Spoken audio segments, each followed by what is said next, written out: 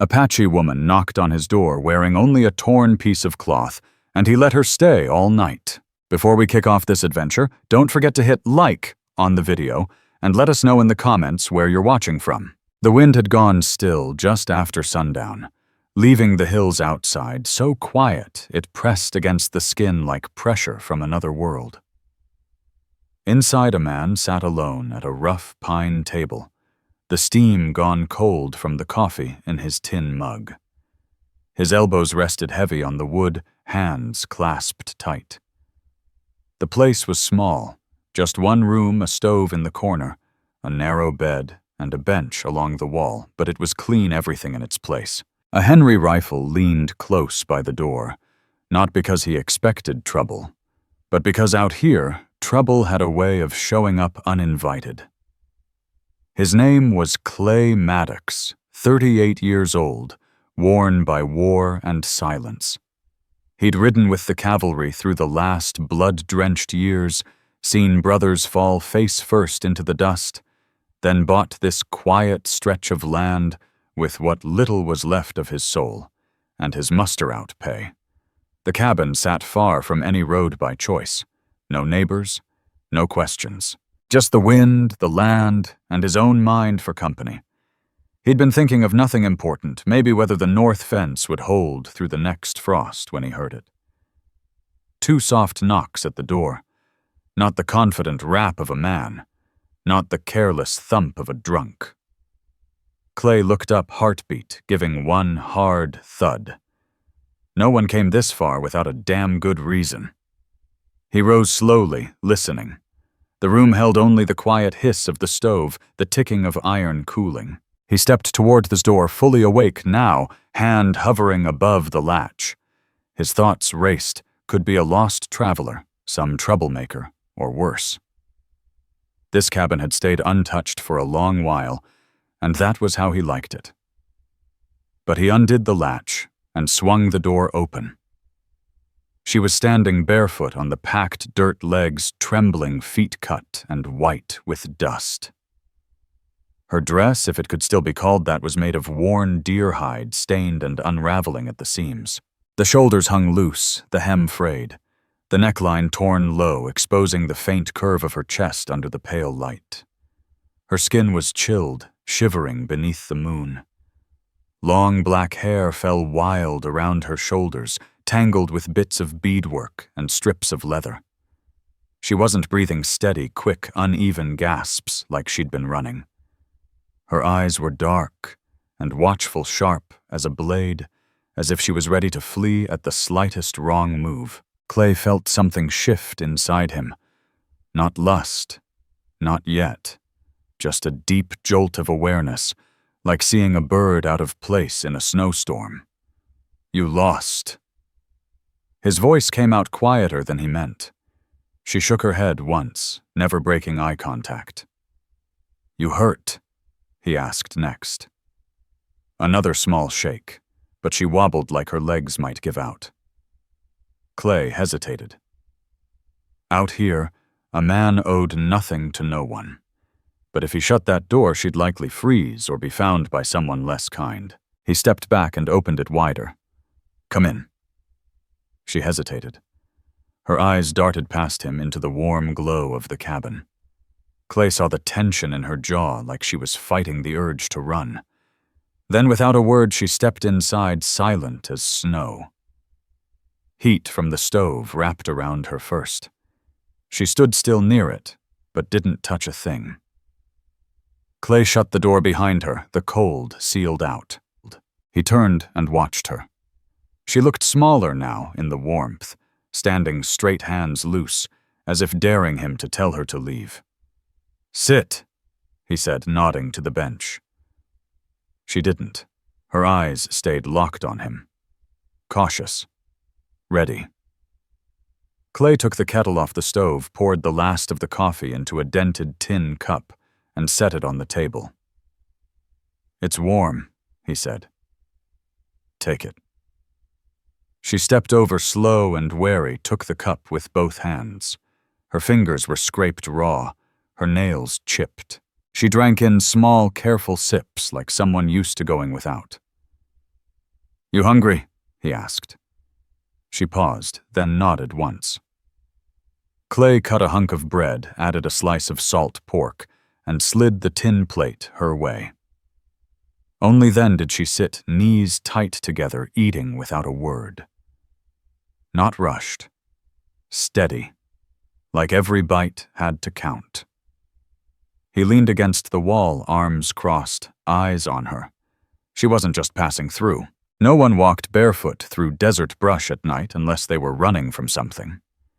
When she finished, she set the plate down with care and turned her gaze back to the fire. "Where are you coming from?" Clay asked. Silence stretched between them before she answered. "Camp," she said, slow and thick with accent. "Not go back." Clay's jaw clenched. He'd heard that before, women cast out for resisting, for surviving, for simply being inconvenient. "You can stay the night," he said finally. She glanced at him, measuring, then nodded once. He fetched a wool blanket from the foot of the bed and laid it on the bench beside her. She didn't say thank you, just pulled it around her shoulders and sank into the warmth. Neither of them spoke for a long time. The fire crackled, the night pressed in against the walls. Clay returned to the table, watching her from the corner of his eye. The way her shoulders slowly dropped as the heat seeped in. He felt something strange rise in his chest. Not pity, not quite, but a quiet sense of direction he hadn't known he missed. For the first time in a long while, this cabin didn't feel like a hiding place. It felt like a place that mattered. The fire sank into glowing coals, casting the room in soft red shadows. Clay Maddox remained at the table, hands clasped tight elbows on the worn wood, his eyes drifting toward the girl wrapped in the wool blanket. Wachiwi Sky hadn't moved since she'd finished her food. She stared straight into the stove, like the flicker of flame was the only thing anchoring her to the earth. He could feel her presence settle into the cabin, not unwelcome, but undeniably real. For months, every creak and breath in this place had belonged to him alone. But now her quiet breathing changed the weight of the room. "You walked a long way," he said at last, still staring into the grain of the table. She gave a slow nod. "3 nights," she murmured. "No fire." Clay turned to look at her then. Her face was calm, but her lips were dry, and bruises bloomed faint on her shins like she'd gone down more than once out there. He didn't need to guess too hard what 3 nights in the open meant, not with winter pushing at the door. "What made you leave?" Her hands clutched tighter around the blanket. For a stretch, she said nothing, and Clay figured she might not speak at all. But then her voice came quiet and plain. "They say I used a knife on a man. He grabbed me." She glanced at him now, sharp and searching, like she needed to see whether he'd flinch or frown. Clay's jaw went tight, not at her words, but at the image they painted. "Did you?" "Yes," she said. "He lived." Clay leaned back as the chair, exhaling slow through his nose. That was answer enough. The silence hung thick after that, but not in a bad way. Heavy, like weather, not like dread. Clay thought of all the men and women he'd seen pushed out of places they once belonged, not because of what they'd done, but because no one ever stood for them. He didn't like the idea of her being out there alone. Hunted, maybe worse. Dragged back by the same men who'd turned their backs on her. "You're safe here," he said, voice steady. A shift passed through her frame, barely more than a breath, but Clay saw it. Her shoulders eased just a touch. She reached down, then, loosening a strip of rawhide tied around her torn dress near the knee. That's when he saw the raw scrape along her leg dust ground deep into shallow cuts. When she caught him looking, she tugged the blanket tighter around herself. "Water?" she asked softly. Clay stood right away, grateful for something to do with his hands. He filled the basin by the stove with water from the barrel, grabbed a cloth, and offered both to her. Then he stepped back to give her space. She washed her hands first, then her arms, then her face, careful and quiet, like it was a ritual she'd done 1,000 times. The water turned murky with dirt and blood. Clay took the basin outside, dumped it into the grass. The cold night air hit him like a slap, but he stayed out there a moment, staring into the dark. He'd just let a stranger into his life, someone who might have had men tracking her. The logical part of him knew he was flirting with trouble, but another part, deeper and quieter, didn't care. He couldn't send her back out into the dark. When he stepped back inside, Wachiwi had returned to the bench. The blanket had slipped just enough to bare her shoulder, her damp hair glowing in the firelight. "You can sleep there tonight," he said, nodding toward the bench. "I'll keep the fire going." She looked at the bench, then at him. "You won't send me out?" "No," he replied. Firm, unwavering. "Not tonight." Her dark eyes lingered on his for a long moment before she nodded and lay down, curling onto her side, knees pulled in close. Clay sat back down at the table, listening as her breathing settled into a calm rhythm. He watched the rise and fall of her shoulders, the way the fire painted her skin in tones of gold and amber. A gust of wind rattled the shutters. She stirred, drawing the blanket up tight, but didn't wake. Clay crossed the room and adjusted the blanket, careful not to disturb her. He stood there a beat longer, just looking down at her, the fragile curve of her cheek against the bench, the way her fingers curled like she was still bracing for danger. Something stirred in him again, deeper this time. It had been years since anyone else had slept under this roof. Years since he'd had to think about someone's safety other than his own. He added a log to the stove and dropped into the chair beside it, letting the heat rise around him. He stayed there until the room warmed, until his eyelids grew heavy. But sometime later, a small sound cut through the quiet. A whimper. He turned his head toward the bench and saw her twisting in her sleep. Her face clenched tight, one hand fisted in the blanket. Clay stood, walked to her. He crouched beside the bench, his voice just above a whisper. "You're all right," he said. Gentle, steady. Her eyes snapped open wide and wild. Her breathing came fast. Then she saw him and stilled. He didn't move, just stayed there close but careful, waiting. She slowly let out a breath, closed her eyes again. Clay lingered there a little longer, watching, until her breathing slowed again. Then he stood and returned to his chair. He didn't sleep for the rest of the night.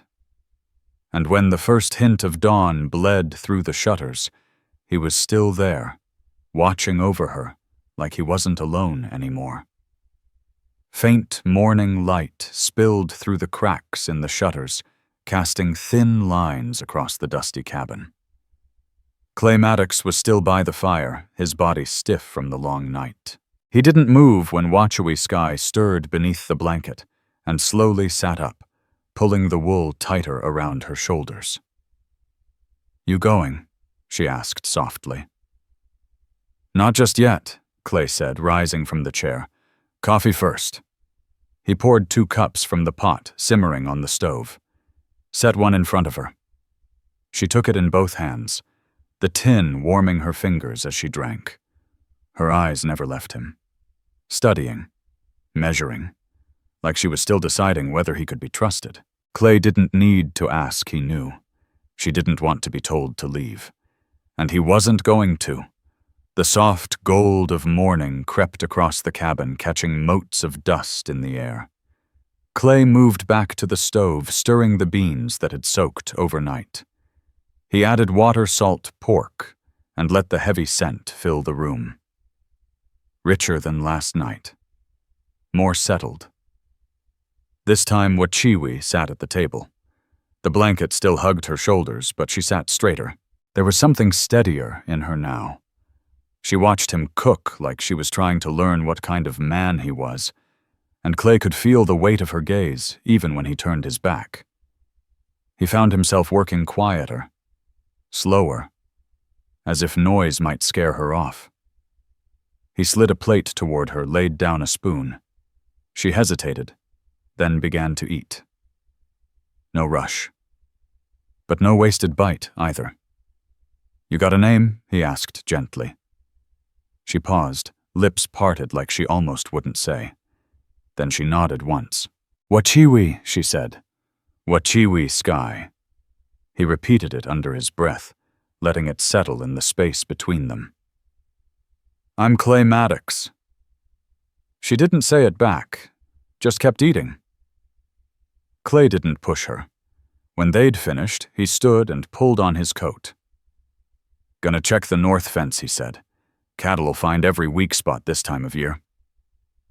She frowned, slightly unsure, so he pointed toward the door. "Fence," he said again, walking his fingers across the table and pointing north. Understanding dawned across her face. She nodded and looked toward the bench, asking silently if she should stay. "You can stay inside," he told her. "Fire's going. You'll be warm." The air outside slapped cold. Clay squinted across the distant hills, half expecting riders. Scouts from her people. Trouble from someone else's past.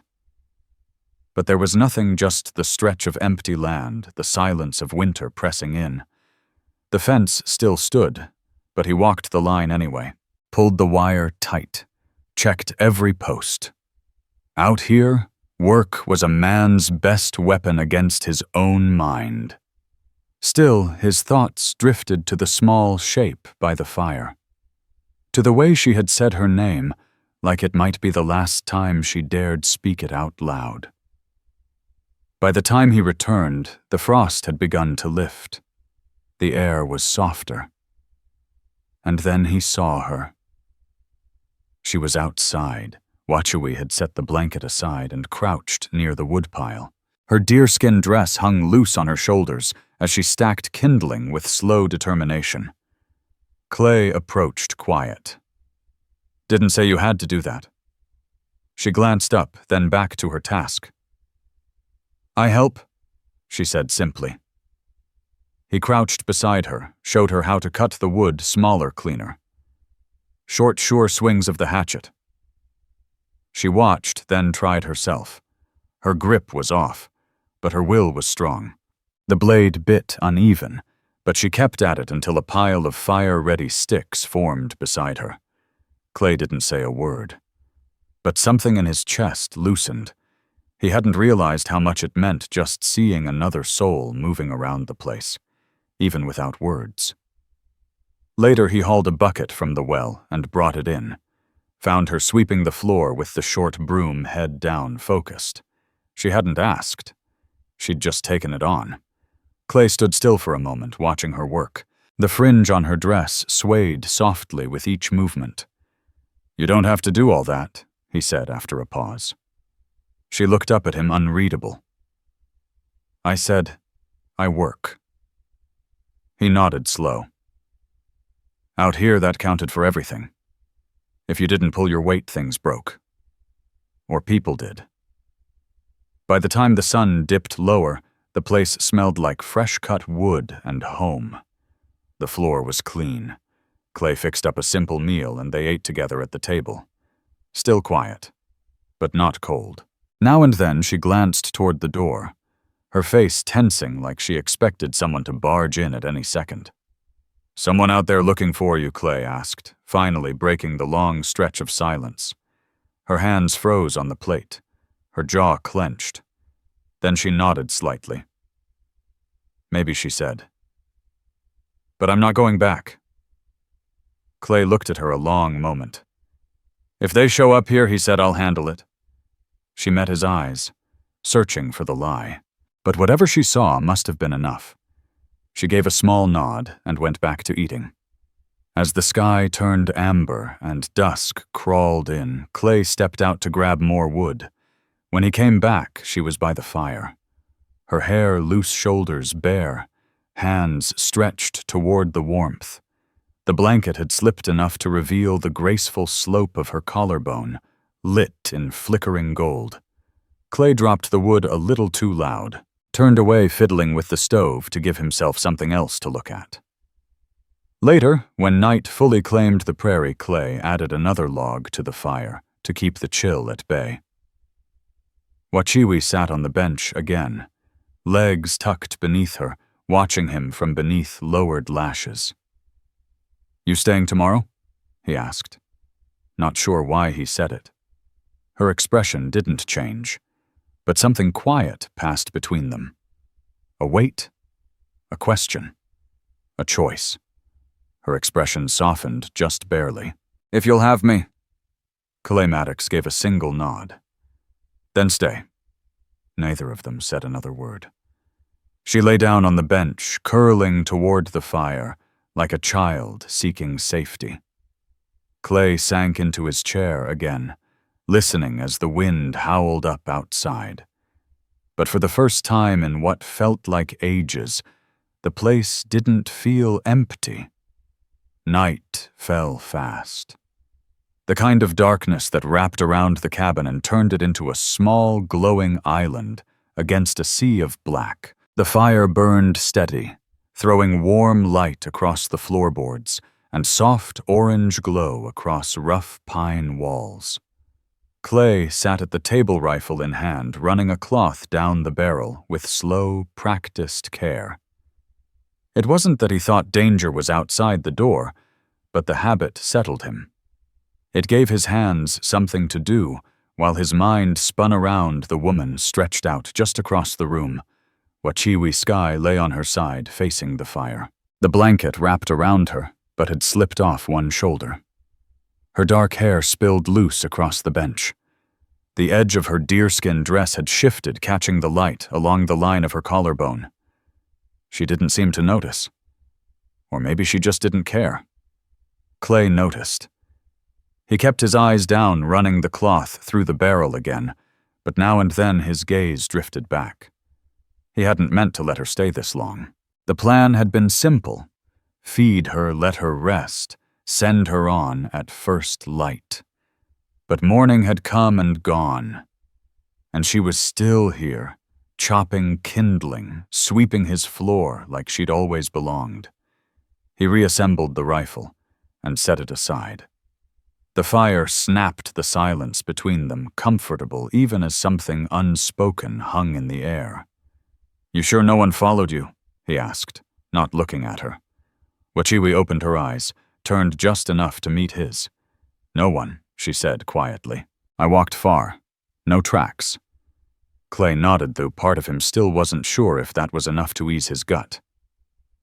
"If someone does show," he said, "I need to know before they get close." Her brows pinched a little, like she wasn't used to anyone asking for trust. But after a second, she nodded. "I'll tell you." Clay leaned back, stretched his legs toward the fire. "You thinking about moving on?" he asked. Her face darkened at the question. "Got nowhere to go," she said. "If I go back, they'll beat me. Or worse." Clay's jaw set hard. He didn't need details. He'd seen enough in his time to fill in the blanks. "Then don't go back," he said simply. She blinked, surprised. "You'd let me stay, as long as you work. As long as you want to." A long pause passed between them before she gave a small nod. Her face softened just a little before she turned back to the fire. Clay threw another log onto the flames. Sparks kicked up, lighting her profile in a burst of orange. He sat again, the weight of what he'd just done settling into his chest. He hadn't shared space with another soul in years. Now here she was, young, fierce, watching him like she was still waiting for him to prove whether he could be trusted. After a while, her breathing slowed, and Clay figured she was drifting off. But then she stirred and pushed herself upright. The blanket slid from her shoulders. Too warm, she said, plainly setting it aside. Clay's eyes caught the way her dress hung loose, the fabric slipping low. A faint bruise shadowed her upper arm. He turned quickly toward the fire, shame heating his chest. "Who hurt you?" he asked softly. She didn't speak right away. Then, in a voice flat and low, she said, "A man at camp. The one I cut." Clay's hands curled into fists against the table. He didn't ask for more. Didn't need to. "He won't lay a hand on you again," he said, voice low and steady. Something shifted in her face. A wall lowering. Just enough. "You mean it, I do." She looked at him for a long time, her eyes catching the firelight. Then she lay back down this time, facing him instead of the fire. Clay sat there a while longer, but his mind wouldn't quiet. The room felt warmer than it had all night. Finally he rose, added a log to the stove, and leaned the rifle back against the wall. When he turned, she was still awake, still watching him, her face unreadable in the half-light. "Why do you live out here alone?" she asked. The question landed harder than he expected. He hadn't spoken the answer out loud in years. "My wife died," he said, after a pause, the words catching in his throat. "Long time back. After that, I didn't want to be around people." Wachiwi's expression softened. "You still love her?" Clay swallowed, nodded once. "Yeah." She turned her head toward the fire. "Then you're a good man." He didn't know how to respond to that. So he didn't. Just sat back down, let the quiet settle in again. After a while, her breathing leveled out, her body relaxing into sleep. And Clay stayed there in the dim firelight, wondering when the cabin had stopped feeling like his and started feeling like theirs. Clay Maddox kept his seat by the fire eyes on Wachiwi Sky until the last embers glowed low. He didn't recall falling asleep, but a sound, sharp and faint, like a frightened breath, stirred him awake in the dark. Across the room she twisted in her sleep hand, clutching the edge of the bench like she might fall off a cliff. Clay got up, crossed the room, and crouched beside her. "It's all right," he murmured, voice soft as worn leather. Her eyes blinked open wide and unsure. She flinched, then froze when she recognized him. Clay stayed still, making it clear he meant no harm. Slowly her breath settled. She let go of the bench. "You're safe now," he said gently. She gave a small nod and lay back down. Clay lingered a second longer, then rose and returned to his chair. Sleep never came back to him that night. By morning, he stoked the stove and brewed coffee. For the first time in months, sunlight didn't make the cabin feel hollow. The next day broke clear and cold frost, sparkling across the grass like shards of old glass. Clay had been up since before dawn, checking the fire, prepping the coffee, keeping quieter than usual.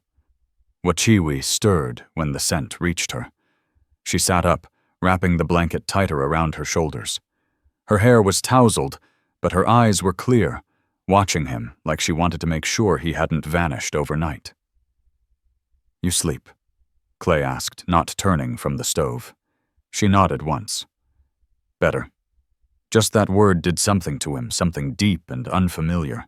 He placed a tin plate in front of her and sat opposite with his own. They ate without words, but the silence felt easy. After breakfast, Clay shrugged into his coat. Got work to do out back, splitting wood. Wachiwi stood too, setting her plate down. "I help." He paused, then gave a nod. "All right, just keep your feet back. That axe doesn't ask twice." Outside, the air was sharp enough to bite. Clay set a log upright and brought the axe down in a clean arc. Wachiwi stood nearby, arms crossed, blanket draped over her shoulders, watching with quiet intensity. After a dozen logs, she knelt beside him, stacking each one in neat rows. They found a rhythm, his swing, her stacking. When the blanket slipped, She let it go, working bare-shouldered beneath the morning sun, her deerskin dress brushing her knees with each movement. Clay caught himself watching her too often and forced his focus back to the wood. Mid-morning, he stopped resting the axe on the chopping block. "That'll do." Wachiwi wiped her hands and stood glancing toward the hills. A flicker of worry crossed her face.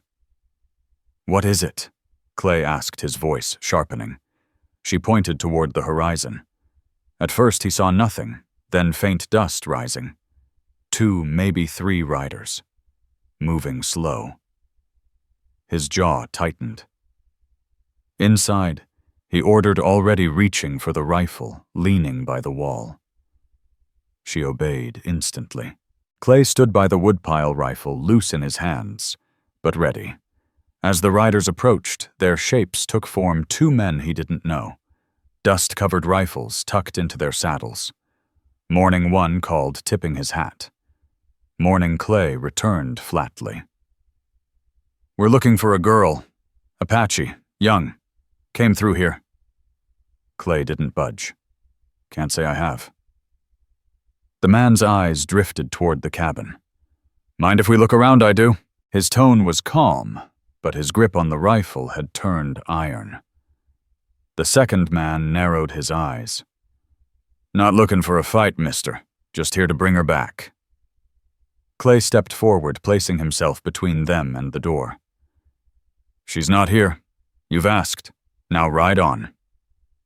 The first rider's jaw twitched. For a moment, Clay thought he might try something. But then the man eyed the rifle again and reconsidered. "Fine," he muttered, turning his horse. "If you see her, tell her folks are looking." They rode off slow, glancing back as they went. Clay didn't lower his rifle until the dust vanished over the ridge. Inside, Wachiwi stood by the fire, fists clenched. "They come back," she said. It wasn't a question.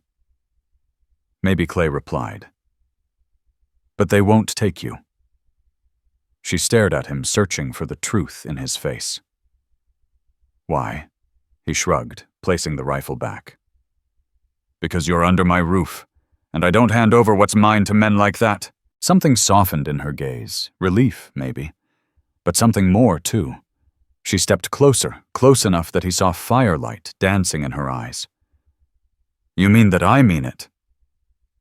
For a breath, neither of them moved. The danger outside had made the space between them feel small, intimate. Wachiwi reached up and placed a hand on his chest. Clay froze. She didn't speak, just let it rest there a moment, then stepped back and returned to the bench. He let out a slow breath. He poured her fresh water, then sat across from her again. "You can stay," he said, his voice low but sure. "As long as you want." Her lips lifted in the faintest smile. "Then I stay." They ate supper early that night. The fire burned low. Clay added another log, ensuring it would last till morning. Wachiwi lay on the bench this time, facing him. Her eyes stayed open longer until sleep claimed her. When Clay finally drifted off, it was the first time in ages he didn't feel like the world had left him behind. The next morning, the air had an edge to it, like the land itself was holding its breath. Clay rose early, checked the rifle before brewing coffee, then walked the yard, slow eyes scanning the distance for any stirring dust. Nothing. Only silence and open country. Inside, Wachiwi was already awake. She'd folded the blanket and sat at the table, her hair draped over one shoulder. Her stillness today felt different. Not scared, but alert, like she too was waiting for something. "They gone?" she asked. Clay Maddox set the rifle back against the wall, his voice steady. "For now. Didn't catch any fresh tracks this morning." Wachiwi Sky gave a small nod, her shoulders loosening just a little. Clay poured black coffee into 2 battered tin cups and nudged one toward her. She wrapped her hands around it, letting the rising steam warm her face before taking a sip. "You don't have to be scared here," Clay said, settling across from her at the table. Wachiwi's dark eyes held his. "I was scared before." Not now. That simple confession made something ease in Clay's chest he didn't realize had been wound so tight. After breakfast, Clay headed out to the corral. The cattle had been uneasy since the winds shifted, and he figured there might be a busted rail or two to tend. Wachiwi followed behind her bare feet, whispering across the packed earth. "You don't have to," Clay started, but she cut in. "I work," she said firm. He gave a slight nod. "All right then." He showed her how to set the nails, guiding her hand once with rough fingers before stepping back. She learned fast, quiet, and focused. When she struck her thumb, she winced, but said nothing, hammering on until the rail was solid. By noon, they'd mended the fence, split a stack of kindling, and hauled buckets from the well. Clay hadn't realized how fast the chores could go with someone else at his side. All those silent, lonesome days had dulled him. Now someone passed him the hammer. Someone moved beside him. It stirred something he didn't want to name. Back inside, he set the kettle to boil and glanced over. Her arms and knees bore smudges of dust hair stuck to her temples with sweat, but there was something calm and steady on her face now. "You worked hard," he said. A flicker of pride touched her lips. "I stay, I work." Clay nodded once, too full in the throat to say more. They shared the meal in a peace that felt earned. Wachiwi opened up just a little. Spoke of 2 younger brothers both gone now, and a father lost 2 winters back. Clay didn't interrupt. His hands stayed folded on the table while she decided how much to give. When she fell quiet, he said, "I fought in the war. Long time back. Thought I'd seen the worst in men. Guess I hadn't." Her gaze softened. "You lose many, too many," he murmured. "Men I grew up with. Then, my wife. Just got tired of digging graves." She didn't speak for a while. Then her hand reached across the table, her fingertips brushing his wrist. He didn't move. Let the touch land and settle like something sacred. Then she withdrew. The afternoon passed in quiet work. Clay fixed a hinge on the barn while Wachiwi brushed down the old mare, her hands moving slow through the horse's coat. Every so often, Clay's eyes drifted toward her, and each time he caught himself, heart kicking against something he hadn't felt in years. By sundown, golden light spilled over the land. Clay stacked the final log near the door while Wachiwi stood at the fence watching dusk stretch across the sky. "This place," she said softly, like she wasn't sure she wanted to be heard, "it feels still." "That's why I came," Clay replied. "Stillness keeps a man from coming apart." She turned eyes meeting his. "You came apart." He swallowed. Did. Maybe not so much now. That night she sat near the stove legs, tucked beneath her, mending her torn dress with a bit of thread he'd found in an old tin. Clay sat at the table, whittling a scrap of cedar until it vanished in curls. The air inside felt gentler, like whatever storm had passed between them was finally gone. When she slipped the dress back on, smoothing it over her hips, Clay caught himself watching too long. He looked away quickly, back to the knife in his hand. "You should take the bed tonight," he said, voice rough. She blinked. "And you? I'll take the bench. Done it before when the fire burns low." For a moment she seemed like she might argue. Then she just nodded. "All right." Later, as she lay curled in his bed, Clay sat with his back to the fire, eyes open in the dark, listening to the soft, steady sound of her breathing. For the first time since the battlefield, Clay let himself wonder what it would be like if she never left. The next morning, the pale winter sun crept through the shutters as Clay blinked awake with a stiff neck. At first, the cabin felt too still. Then he heard the soft sound of someone stirring near the stove. Wachiwi crouched there, coaxing life into the morning fire. Her long hair spilled over one shoulder. "You're up early," Clay said, rubbing the knot in his neck. She glanced back. "Fire low. I make hot." Clay walked over and peeked in the pot. Beans simmered slowly, steam curling up. "You did good," he said. They ate in companionable quiet, both more subdued but not uneasy. Clay caught himself watching her again, the way her hair glowed in the morning light, the curve of her cheek as she drank. She was still a mystery, but she no longer felt like a visitor. After breakfast, Clay pulled on his coat and reached for his rifle. "I'm gonna check the east line, won't be gone long." "I go." "Wachiwi," said suddenly. He paused. "You sure?" She nodded, drawing the blanket tighter around her shoulders. "I know it now." Clay studied her for a moment, then gave a quiet nod. "Stay close now," Clay Maddox said, swinging himself up onto Dustfoot's saddle. Wachiwi Sky climbed up behind him, her arms resting lightly around his waist. The closeness felt strange at first, Clay hyper-aware of every shift, every soft press, as the mare moved beneath them. But as the prairie stretched on, something in him eased. Her presence, once foreign, now felt oddly right. They rode east toward the fence line. No fresh tracks, no dust on the horizon, just a few deer threading through the brush. Wachiwi said little, but her eyes moved over the land like she was committing every tree and rock to memory. When they returned, Clay dismounted and offered his hand. She held it a beat longer than needed, no fear in the touch, only a quiet kind of thanks. The day passed in steady rhythm. Clay mended the coop hinges. Wachiwi swept the barn and gathered kindling.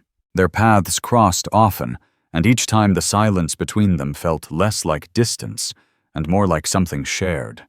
After supper, Clay stoked the fire until it glowed red-hot. Wachiwi curled on the bench, watching the flames. "You been here long?" she asked. Clay nodded, since the war. "You know lonely." He let out a short breath, almost a laugh. "Plenty. Got used to it." She looked at him, and the fire caught something soft in her eyes. "I know that kind of lonely," and Clay met her gaze. "You're not alone now." Neither moved. Then Wachiwi crossed the room and touched his hand where it rested on the table. Clay's chest tightened. He turned his palm up, letting her fingers slide into his. "You're safe here," he said low. She nodded, her face relaxed. She leaned in and rested her forehead against his shoulder. He let his other hand come up gently to her back. When she pulled away, the space between them felt warmer, changed. "You should take the bed tonight." Wachiwi searched his face. No hesitation. She nodded and lay down. Clay lingered by the fire. When he finally stretched out on the bench, sleep didn't come fast. He listened to her breathing, steady, close, and for the first time in years, it brought comfort. Deep in the night, Wachiwi sat up. "You cold?" Clay turned toward her. "I'm fine." She hesitated. "You sleep bad. Come." He rose slowly. "You sure? Bench hard, bed big," she replied simply. Each step across the room felt heavy. He lay at the edge of the bed, keeping distance. Wachiwi turned toward him. For a long while, they just watched each other, firelight flickering softly between them.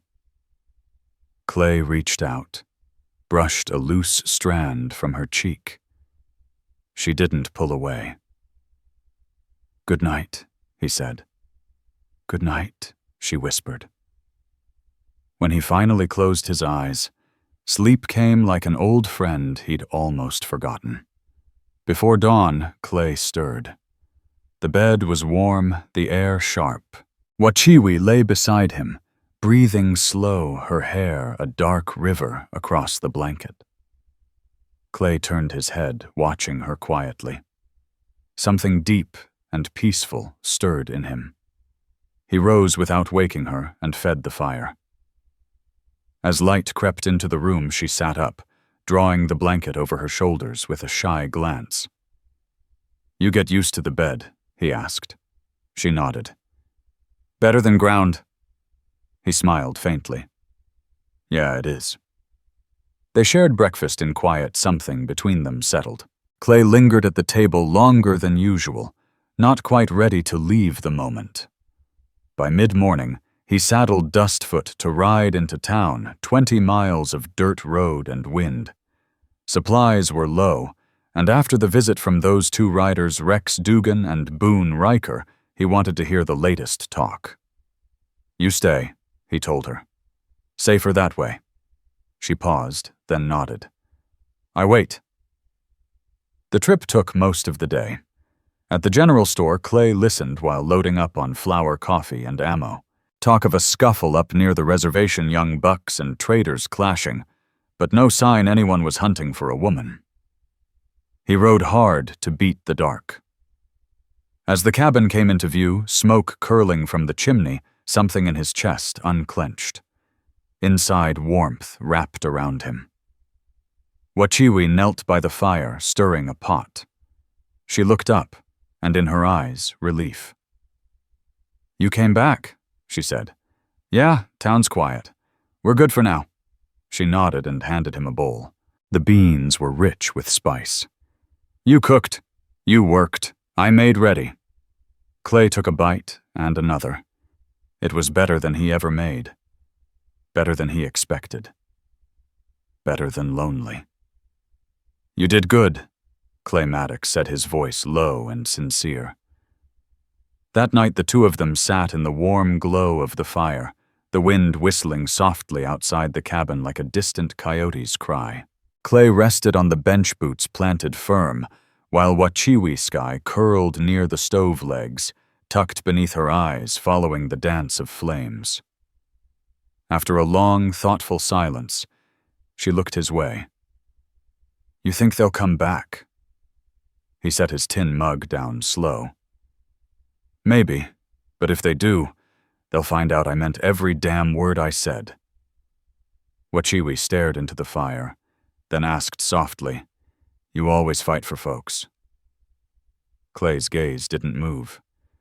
"Not always, but when it matters, yeah." That seemed to settle something in her. She scooted closer, perching at the edge of the bench beside him. Her nearness lit a spark beneath his collar. "You don't have to be afraid of me," Clay said, his tone gentle. "I'm not," she replied. "I trust you." He turned to her, and the firelight revealed something deep in her face, more than gratitude. Something raw and true. Slowly he reached up and brushed a loose strand of hair away from her cheek. She didn't flinch. For a moment the world narrowed to just them, and Clay leaned in, pressing his lips to hers, steady, tender, like a promise whispered on prairie wind. His hand found the back of her neck, holding her like something precious. When he pulled back, her gaze never wavered. "You okay?" he asked. She nodded once. Yes. No more words passed between them. Wachiwi laid down in the bed, and Clay stayed by the fire till the last embers glowed faint red. When he finally crawled beneath the covers, he lay closer than before. She didn't shift away. Staring at the beams above, listening to her steady breath, a thought stirred in him, sharp and undeniable. He didn't want her to leave. Not tomorrow. Not ever. For the first time since she'd knocked on his door, Clay dared to imagine something more than silence and land. He pictured a future that had her in it, a cabin that felt less empty because she was there. And as he drifted off to sleep, he knew what he had to say when morning came. He wouldn't just offer her shelter. He'd tell her he wanted her to stay, wanted her with him. Clay woke to the scent of wood smoke and the sound of water rolling to a boil. For a breath he forgot where he was, then turned his head to see Wachiwi kneeling near the stove, her dark hair tumbling down as she stirred the pot. The sight hit him in a quiet place nothing else ever touched. "You always wake before me now," he muttered, voice husky from sleep. She glanced back, a faint smile on her lips. "I try. You work hard. I get things ready." Clay sat up, swinging his legs over the edge. "You don't have to." "I want to," she replied without pause, then turned back to her task. They shared breakfast in companionable silence. The clink of spoon on tin was the only sound. Clay watched her move, confident, steady, no trace of the frightened woman who'd once appeared at his door.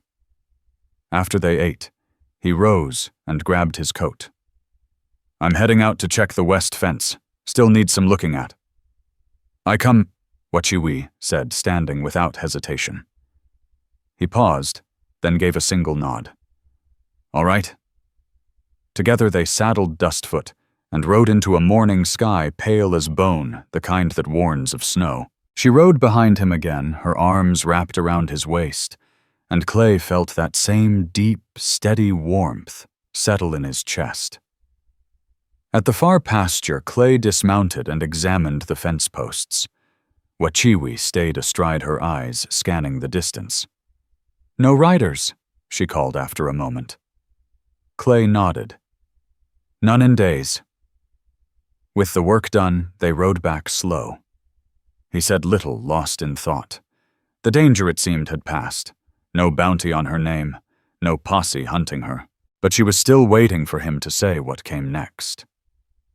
Back at the cabin, Clay helped her down.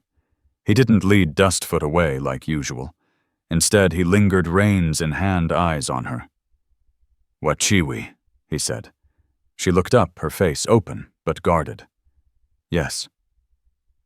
He took a breath, the words like a stone he'd been carrying too long.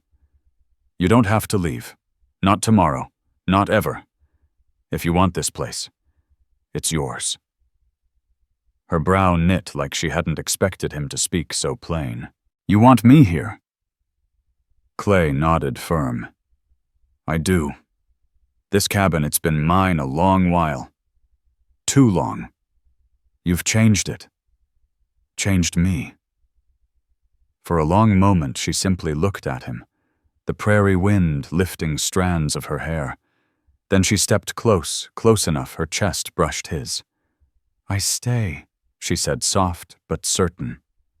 "With you." Clay let out a breath he hadn't realized he was holding.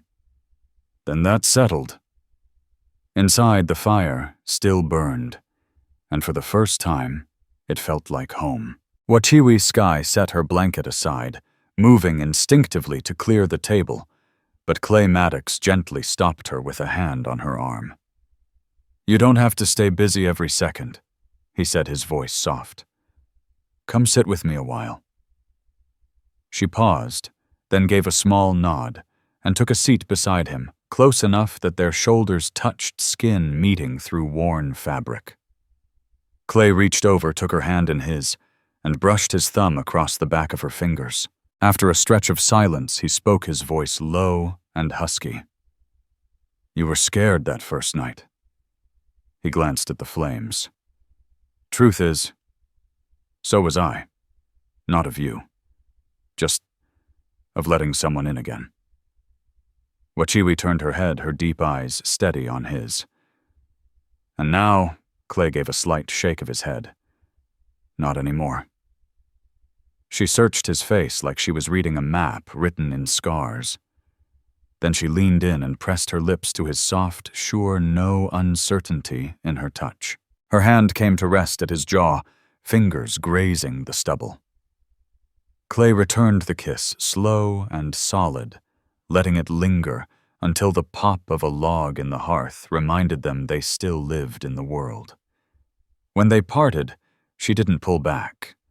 Instead, she laid her head on his shoulder, the silence between them now full of something sacred. After a quiet beat, she murmured, What about those men? Clay's reply came without pause. They're not coming back. And if they do, they'll find me waiting. Wachiwi exhaled against him, her frame softening for the first time, truly letting go. The rest of the day passed like a well-rehearsed rhythm. Clay mended a latch on the back door while she patched up a tear in one of his old flannel shirts. No words were needed. They just moved around each other like they'd always known how. That night after supper, and the last dish was put away, they sat by the fire until the shadows thickened. When Clay finally stood and extended a hand, she took it. No hesitation in her steps, no fear in her touch. This time, when they lay down, no space remained between them. The flickering firelight spilled across the log walls in strokes of gold, casting the room in warmth. Clay brushed a lock of hair from Wachiwi's face and kissed her again, longer, now deeper. When they settled beneath the blanket, she curled tight against him, her head rising and falling with the rhythm of his chest. "You're safe now," he whispered, his hand resting easy on her back. "I know," she replied, voice barely above a breath. "And so are you." Clay closed his eyes, listening to the quiet crackle of the fire. For the first time in years, the weight he'd carried slipped from his shoulders. The cabin didn't feel like a refuge anymore. It felt like a home. By the time the wind began to stir the shutters outside, both were asleep, wrapped in each other's warmth, unafraid. And when morning broke, Wachiwi was still there, still nestled beside him, still choosing to stay. If this story has touched your heart, I invite you to stay with us to discover more true tales of the Wild West. Stories that honor resilience, tenderness, and the spirit that God placed in those who blazed the trail. Subscribe, share, leave your thoughts in the comments, and join us once again to journey across this untamed land. Thank you.